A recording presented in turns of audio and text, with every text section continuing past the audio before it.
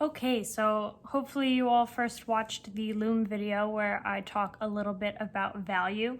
So the first thing we are going to do is make a value scale. Now, if you've already done a value scale with me, there are a few things you can do to change it up and make it a little bit harder for yourself. If you have paint at home, you can try to make a value scale using paint, choosing a color and then white and black to see if you can get all of the different values.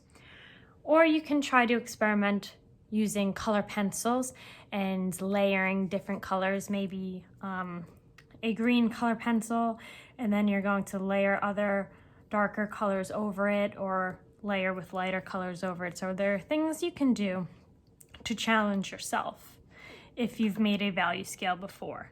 But if you haven't, that's what we're going to do today. So to start, you need a piece of paper, and if you have a ruler, that's great. You can use a ruler.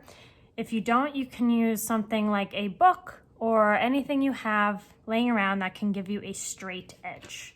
So I am going to create this value scale using only one pencil. But if you have drawing pencils, you can definitely experiment with them too. It might make it a little bit easier. So I'm going to start by tracing the width of the ruler, and I am going to mark off this little row in 1 inch increments. So the 1 inch, I'm going to make a little line, 2 inches, 3 inches, 4, 5, 6, 7, 8, 9, 10. So now that you marked off all of your increments, you can rotate your ruler the other way and create boxes.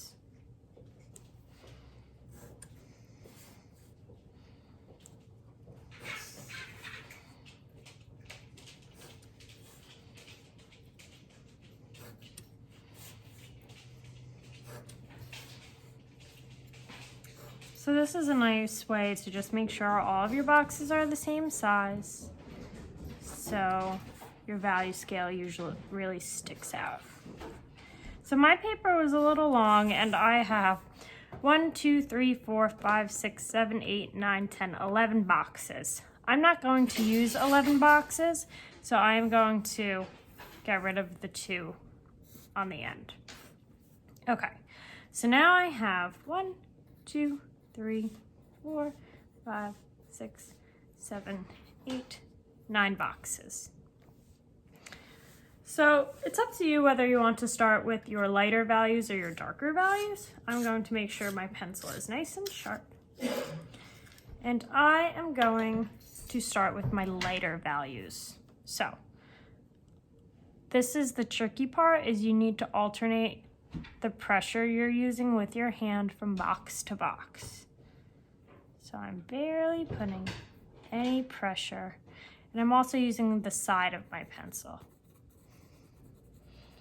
Great.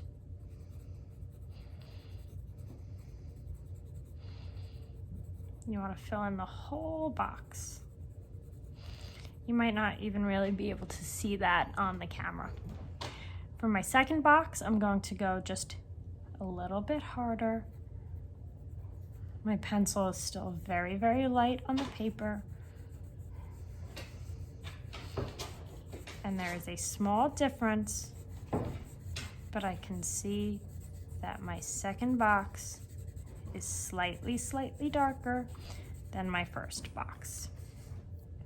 As I go on to my third box, I'm going to make it use slightly more pressure. So where it starts to get tricky is you have to start off very light and gradually add more pressure. If you add too much pressure too quickly, your values are all going to start to look the same. So it really is a challenge, but it's a great way to start learning how to use your pencil and how much you can really do with just one singular pencil. You might notice as I start to move towards my darker values, I'm going to make more than one layer. I'm only going across my box one time to start. See, so right now these look pretty much the same. So I might have to make my fourth box a little bit darker, or my second box a little bit lighter. And these two are pretty similar too. Okay. So these three are my light values. Then my middle three are going to be my midtones. And my last three are going to be my darker values. Okay, this might take you a little while. So be patient, it will come.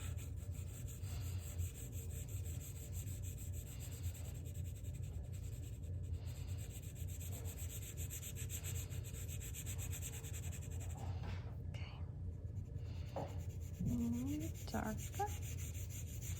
I'm starting to add a decent amount of pressure, but still not that hard yet. Okay, so it's going pretty good. For 7, 8, and 9, I'm definitely pressing harder. And I'm still using the side of my pencil.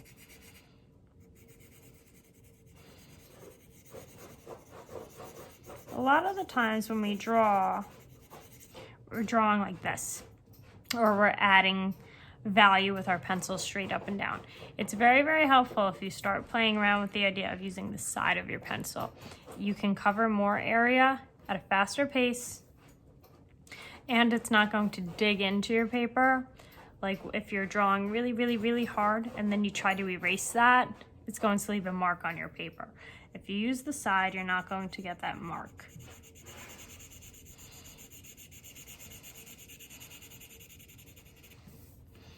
See, now I'm going over my box twice. Okay, so now I'm up to my 9th box and I'm going to use all of my pressure.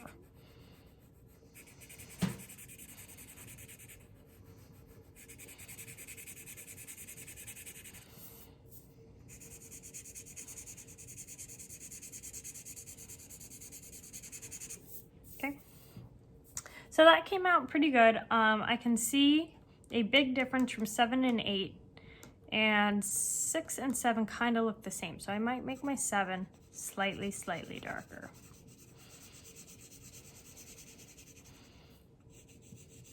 Great. So I have not done any blending of this. I just used a regular, just one pencil, and I went in and I just alternated how hard I was pressing with my pencil from box to box. If you would like,